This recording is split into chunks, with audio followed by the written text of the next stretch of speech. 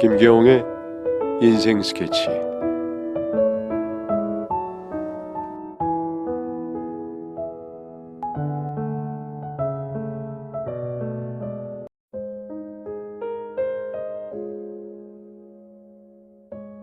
안녕하세요. 항상 남의 사연을 눈팅으로만 즐기던 제가 이렇게 글을 남기게 될 줄은 꿈에도 몰랐네요. 저는 4월에 결혼한 26살의 새댁입니다. 일하면서 짬내며 글 올리는 거라 맞춤법이 틀리더라도 이해 부탁드리겠습니다. 저희 시어머님은 너무나도 좋으신 분입니다. 항상 밝은 표정에 쾌활하신 성격이시며 조금이라도 저희 편하게 해주시려고 저희 집에 오시는 것도 꺼려하시다 보니 제대로 와보신 적도 없죠. 정말 딸처럼 너무 잘 대해주십니다. 진정 이 시대 최고의 시어머니라고 해도 부족하지 않은 분이시죠. 하지만 문제는 저희 시아버님이십니다. 어쩜 부부가 이리도 다른 걸까요? 저는 아직까지도 시아버님이 너무 어렵습니다. 당연히 아무 스스럼 없이 친해지기 쉽지 않다는 거 저도 알고 있어요. 그래서 저 나름대로 노력한다고는 했는데 다 부질없는 짓이었나 봅니다. 저희 시부모님은 실하에 일남일녀를 두고 계십니다. 저희 신랑 그리고 아가씨. 저희 신랑은 어렸을 때부터 유학생활을 하다가 한국 다시 들어온 지 3년 조금 지났어요. 그 안에 저를 만나서 결혼한 거고요. 그리고 저희 아가씨는 지금 유학생활 중이랍니다. 그래서 저희 신랑은 부모님에 대한 관심과 정이 남들에 비해 많이 적습니다. 그나마 어머님과는 대화를 많이 하는 편이지만 아버님에 대해서는 아는 것도 거의 없고 무엇을 좋아하시는지 이런 것도 관심이 없어 하며 심지어 불편해하기까지 합니다. 신랑도 이러는데 저는 얼마나 불편했겠습니까? 말할 필요도 없겠죠. 본론으로 들어가면은 저희 집은 시댁과 차로 15분 거리에 위치합니다. 평일엔 서로 일하느라 거의 주말마다 자주 저녁을 먹는 편입니다. 아버님과 친해지기 위해 많게는 한 달에 주말 3번, 적게는 2번 먹습니다. 저는 솔직히 적지 않다고 생각해요. 저희 아빠는 2달에 한 번 밥 먹기 힘들거든요. 친정이 지방이다 보니까요. 아무튼 시댁과는 집이 가까우니 자주 밥 먹고 차 마시고 놀다가 집으로 돌아오는 편이죠. 다행히도 저희 시어머님은 집안 살림이 자신의 손에 거치지 않으면 안 되시는 성격이시라 저에게 설거지조차 시키지 않으십니다. 내가 먹은 밖으로 설거지 좀 하면은 어떻습니까? 저는 차라리 시켜주는 게 편하다 생각될 정도로 뭐든 직접 하려 하세요. 그런데 저희 아버님은 항상 식사를 하실 때 침묵이시거나 일 얘기를 나누시거든요. 자수성가를 크게 하셔서 그런지 사업에만 온통 관심이 있으시고 하다 보니 인간미는 없는 분이세요. 그냥 저와 어머님은 묵묵히 들으면서 밥만 먹습니다. 신랑도 그냥 대충 받아치고 말고요. 저희 친정과 식사 분위기가 달라서 처음엔 체하는 줄 알았습니다. 저희 친정 아빠, 엄마, 여동생 저희 4가족은 식사할 때만큼은 서로에 대해 얘기하면서 화기애애한 분위기로 식사하거든요. 근데 뭔가 사적인 얘기를 하면은 화내실 것 같고 무조건 일 얘기, 돈 얘기, 미래 걱정 얘기, 신랑 부족한 점 꾸짖는 이야기들. 그래서 하루는 분위기 좀 바꿔보려고 저희 신랑과 함께 어머님 오늘 이 반찬 너무 맛있어요 라고 해본 적도 있었지만은 어머님 얘기하시려 하는 거 끊어버리시고 또 회사 얘기 그리고 아버님의 반찬 투정이 이어지시죠. 오늘은 왜 이리 음식이 생기가 없냐, 어제 해둔 것 같다, 간은 또 왜 이리 세냐, 당신 입맛이 고장났냐 등등. 그러면 분위기 또 자연스럽게 다운이 됩니다. 그런 과정을 무려 6달째 무한 반복 중입니다. 한 번은 아버님 생신 선물을 무엇을 사드려야 할지 잘 몰라서 어머님께 여쭤보았더니 늘 회사 일에 빠져 사시니 넥타이 화사한 거 사드리는 게 좋겠다 하셔서 오케이 알았습니다 하고 기분 좋게 신랑과 백화점 가서 고르고 선물을 해드렸죠. 그리고 시어머니 조언해 주신 대로 제가 직접 들고 갔어요. 그래도 며느리가 선물해 주는 거 받으면은 기분이 좀 좋으시지 않으시려나 하는 마음이에요. 아들과 아빠 사이가 서먹서먹하다 보니 제가 보기에도 그게 좋겠다 싶어서 그랬던 거였는데 선물을 내밀자마자 하시는 말씀이 또 넥타이야? 이러시는데 주는 제 손이 무한하더라고요. 나중에 알고 봤더니 저희 어머님이 얼마 전에 좀 어두운 색 계통의 넥타이를 사주셨는데 어두운 걸 잘 안 하고 다니시길래 저희한테 밝은색 넥타이 사드리는 게 좋겠다 하신 거였다 하더군요. 아무리 그래도 그렇지 저희는 선물 정성껏 직접 골라서 드린 건데 그 말을 듣는 순간 김이 빠지더라고요. 그리고 물론 마음에 안 드실 수도 있지만 가끔 너무 솔직하신 성격 때문에 제가 상처를 종종 받곤 합니다. 이어서 결정적인 사건은 추석이 끝난 후에 일어났습니다. 추석 끝난 주말 저녁을 평소와 다를 것 없이 저녁을 먹고 난 후에 어머니께서 화장실을 가셨을 때였어요. 너희는 맨날 밥만 먹고 가냐? 자식들이 그러면 안 되는 거야. 하시며 자식들을 키워놔봐야 다 소용없다고 저희 아가씨 유학 끝나고 자기 앞가림만 하면 돈 들어갈 것 없으니까 자신을 위해 살겠다며 독립했으니까 끝이라고 투덜거리십니다. 당연히 맞는 말이세요. 그런데 그걸 삐진 듯 말씀하시더라고요. 그래서 왜 그러시나 곰곰이 생각해봤더니 추석 전날 시댁에서 자고 추석날 아침 먹고 제사나 안 지내시니까 바로 친정으로 갔다 왔거든요. 근데 좀 쉬시다 점심쯤에 산소를 가신다 하셨는데 같이 안 가고 친정을 가서 삐진 듯 하더라고요. 따로 같이 가자고 말씀 안 하셨고 친정 간다고 했을 때 별 말씀이 없으셔서 별 신경을 안 쓰고 있었는데 결국 일이 터져버렸네요. 앞으로는 자꾸 자신이 버신 돈 자신을 위해 쓰시겠다고 흥청망청 사치 좀 부려보자며 땡깡을 부리십니다. 독립을 했으면 끝이라고 무한 반복하여 얘기하시고요.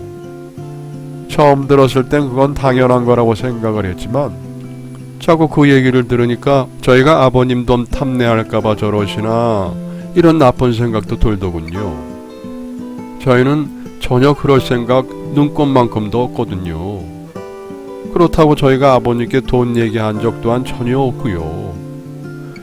나중에 노후 계획 확실하신 것만으로도 저희는 항상 감사하게 생각하고 있었습니다. 단지 저와 신랑은 아버님과 친해지기 위해서 얼굴을 자주 뵙고 신혼이 돼도 주말에 놀고 덜 놀고 찾아뵙고 했던 곳들인데 괜히 씁쓸해지네요. 계산적으로 보셨나봐요. 어디 하소연할 데도 없고 친구들 대부분이 미혼이라 이해하기도 어렵고 앞으로 어떻게 해야 좋을지 정말 답답한 심정으로 글을 올립니다. 그리고 아버님이 어머님 계실 때는 저런 소리를 안 하시는데 안 계시기만 하면 꼭 저런 소리를 하시네요. 대표적인 말로 어머님 안 계실 때 애기 계획은 있느냐는 둥 빨리 가져라 서둘러라 미뤄서 좋을 거 하나 없다 하시는 거예요. 정말 생각이 많은 밤입니다. 이어지는 후기입니다. 사연을 올려두고 몇 년을 묵혔는지 기억이 안 나네요. 쫑알쫑알 시아버님 안 좋으시다 흉만 봤던 것 같은데 막상 시아버님이 지금 세상에 안 계시다 보니 그 마음이 더욱 무겁고 죄송스럽기만 하네요. 워낙 신경이 예민하셨던 분이라 그런가 고혈압이 오셨는데 관리를 제대로 못해서 돌아가시게 되었습니다. 꼼꼼하게 회사 일을 챙기는 것과 다르게 몸은 제대로 못 챙기셨던 분이었죠. 아무튼 그 과정에서 있었던 일을 후기라면 후기로 올려드리려고 합니다. 과거에 있었던 일에 대해 조언을 주신 분들께는 미리 감사의 말씀을 올리겠습니다. 그 사이 저희는 첫째 아들을 가지게 되었고요. 이 대부분에 있어서 시아버님이 얼마나 반가워하셨는지 모릅니다. 얼마 못 보고 돌아가시게 되었지만요. 우리 아들이 올해로 3살인데 제대로 할아버지 소리도 못 들어보고 가셨어요. 그런데 이 시아버님이 돌아가시기 전에 많은 일들이 있었답니다. 사실 첫 사연을 썼을 당시 이후 시아버님과 남편이 많이 틀어지는 일이 생겼었어요. 마음속 말을 쉽게 내뱉지 못하는 시아버님과 늘 참으면서 놀러왔던 남편이 한판 붙게 된 거죠. 그러다 보니 그 여파는 말 안 해도 아시겠지만 가히 대단했습니다. 그 일이 있고 나서 저희는 시댁에 자주 발을 안 들이게 되었고요. 어머니께서는 네가 이해하라 하시며 내가 수십 년을 같이 살아도 일만 알고 사는 거 적응 안 돼서 스트레스인데 너희는 오죽하겠냐 하세요. 하지만 마음으로는 절대 그런 마음이 있으신 게 아닐 거라 확신하신다 하셨습니다. 마음처럼 말을 내뱉지 못하는 분이나 표현을 못해서 그렇지 자식들 모두 사랑하고 있다고 하시면서요. 그때 저와 남편은 그저 어머님이 화해를 위해 돌로 된 소리라고 생각하고 말았습니다. 그런데 그 생각이 바뀌게 된 것은 시아버지가 아프게 되면서부터였어요. 가뜩이나 신경 쓸 일이 많은데 집안에서도 다투고 하다 보니 갑자기 혼절을 하셔서 응급실에 실려간 적이 있었어요.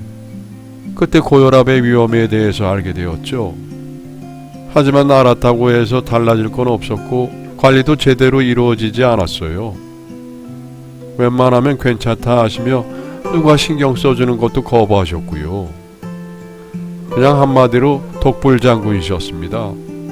그리 정정하게 나오시니 남편도 아버님의 상태가 생각보다 나쁘지 않다고 착각을 했던 것 같아요. 그 이후로도 시댁의 발길은 여전히 끊고 밖에서 시어머니만 뵙고 살았습니다. 그러던 어느 날 아버님께서 친히 남편을 찾아오셔서 이야기 좀 하자 하시더니 이제 회사 일은 그만하신다 하시더군요. 그리고 노후에 살기 위해 미리 주변 경관이 좋은 곳에 알짜배기 땅을 사뒀으니 그쪽에 남은 여생을 지낼 최고의 좋은 집을 지으시겠다 하셨어요. 남편이 건축 일을 하고 있기에 직접 설계해서 집을 지어달라 부탁을 하러 오신 거였습니다. 집안에 가용한 현금 재산이 이만큼 있으니 이것을 이용해서 최대한 좋은 집을 지어달라 말씀을 하시면서요. 그리고 집을 다 짓고 남은 돈은 너의 몫이다 하며 집이 완성되면 연락을 달라 하셨지요. 집을 최대한 효율적으로 지을수록 남은 돈이 커지는 상황이었기에 저도 모르게 순간 계산적인 생각을 하게 되기도 했습니다. 아버님이 가시고 한마디 의견도 이야기하지 않던 남편은 비록 아버지와 사이가 안 좋지만 마지막까지 사실 안식처를 만드시겠다는 말에 묵묵히 집을 설계하여 만들어 나갔습니다. 설계 쪽으로 크게 경험이 많았던 상황도 아니었던지라 배워가면서 일을 했던 것 같아요. 그래도 거절하지 않고 아버님의 부탁을 들어준 남편이 대단해 보였던 것 같습니다. 그런데 집을 다 지어갈 때쯤 아버님이 갑자기 쓰러지셨다는 소식을 듣게 되었죠. 자주 찾아뵙지 않던 시댁이지만 그래도 상황이 상황이니만큼 남편과 함께 아버님을 뵈러 빠르게 집으로 찾아갔습니다. 큰 문제가 아니라고 생각해왔지만 고혈압의 당뇨, 거기에 다른 한병증까지 더해지면서 상황은 악화되어 병원 신세도 많이 졌었다 하셨는데 결국 쓰러지시게 된 거죠. 무슨 일인지 평소 안 가보던 곳 여기저기를 돌아보고 싶으시다며 짓고 있는 집도 확인하고 고향 땅도 가보고 부모님 묘소에도 찾아가고 하시더니 결국 일이 되셨네요. 그리고 야속하게도 결국 아버님은 세상을 떠나시고 말았습니다. 너무도 갑작스러운 죽음 속에 저희는 할 말을 잃고 슬픔에 빠져 있었지만 어머니께서 품에서 무언가를 꺼내주시며 말씀을 하시더군요. 아버님께서는 늘 자식들만 생각했다 합니다. 어머님은 이미 알고 계셨다는 아버님의 편지를 전해받고 그 편지를 읽으며 어찌나 울었는지요. 충격을 받았던 편지의 일부분만 여러분들께 공유해 드리자면은 아들아, 집이 참 멋지게 지어지는 것 같더구나. 하루하루 모양새를 갖춰져 가는 집을 보면은 내 가슴이 부푼 듯 기쁘고 기대가 된단다. 돌이켜보면 나는 정말 바쁜 삶을 살았어. 아침에 눈을 뜨면 일을 생각했고, 회사에서도 일 생각, 집에 오면 내일 할 일 생각. 그러다 보니 큰 돈은 얻었지. 하지만 쉬는 것도 용기라고 나는 쉬는 법을 몰랐더구나. 그저 조금이라도 쉬면 뒤처질 것 같아서 그래서 못했어. 그런데 몸이 아파 보니 휴식이 최고지 뭐냐. 쉬는 시간이 그게 그리 소중한 시간이라고는 생각도 못하고 살았지. 아들아, 사실 네가 지금 짓고 있는 집은 너의 집이란다. 너는 나에게 배우며 자랐지. 그래서인지 나보다 정도는 과하지 않아도 휴식을 모르고 살고 있고, 나는 너에게 휴식을 선물하고 싶다. 물이 있고 강이 있고 바람이 있는 그곳을 선물할 테니 언젠가 마음이 지치고 힘들 땐 그곳에 와서 편히 쉬다 가렴. 또 한 가지 말해줄 게 있는데, 반대로 집을 짓고 남은 돈이 바로 내 몫이란다. 그래도 아들놈이라고 집 지어주고 남은 돈은 네 몫이라고 하면은 집을 엉성하게 지어줄 줄 알았더니 집 짓고 남는 돈이 없을 정도로 제대로 짓고 있더구나. 그걸로 충분히 되었다. 너는 집을 가질 자격이 있다. 이 편지를 볼 때쯤이면 나는 네 엄마랑 여행을 가 있겠지. 회사는 다 정리했고 엄마와 큰 세상을 경험해 보려고. 나도 좀 놀자 아들아. 나 때문에 마음껏 웃지도 못했던 네 엄마 좀 챙겨주고 올 테니 뒤를 부탁한다. 그리고 귀국하면은 그때 맛있는 밥 한 끼 같이 해주지 않겠니? 늦었지만 일을 내려놓고 너희와 즐거운 시간을 보내고 싶구나. 사랑한다 아들. 이라고요. 아버님은 본인이 세상을 떠나실 것이라곤 예상치 못하고 쓰신 편지셨지요. 워낙 급하게 가셨으니. 그 편지에는 아들을 향한 정과 과거에 대한 후회, 그리고 앞으로 다가올 미래에 대한 희망이 담겨져 있었습니다. 돌아가시기 전에 그 진심을 조금이라도 알았다면 얼마나 좋았을까요? 남편은 편지를 읽게 되곤 망연자실한 표정으로 하루하루를 보내다가 요 근래 다 지어진 이번에 아버님께서 선물 받은 그 집에서 하루하루를 보내고 있습니다. 물소리, 바람소리, 자연의 소리, 그리고 아버지의 목소리가 들리는 듯 하다면서요. 휴식을 모르고 달려왔던 삶에 이렇게나마 강제로라도 쉼표를 찍어주신 아버님께 감사하며 지금 서 있는 자리에서 뒤를 돌아보는 시간을 가졌네요. 감사합니다. 살아생전 좋은 며느리는 못된 것 같아서 크게 죄송스럽네요. 홀로 남으신 어머님 모시며 행복하게 잘 살겠습니다. 어머님과 이루지 못한 세계 여행은 저희가 모시고 가겠습니다. 아버님도 편히 쉬세요. 여러분의 사연을 기다리고 있습니다. 내용은 제한이 없습니다. 구독과 좋아요는 저에게 많은 힘이 됩니다.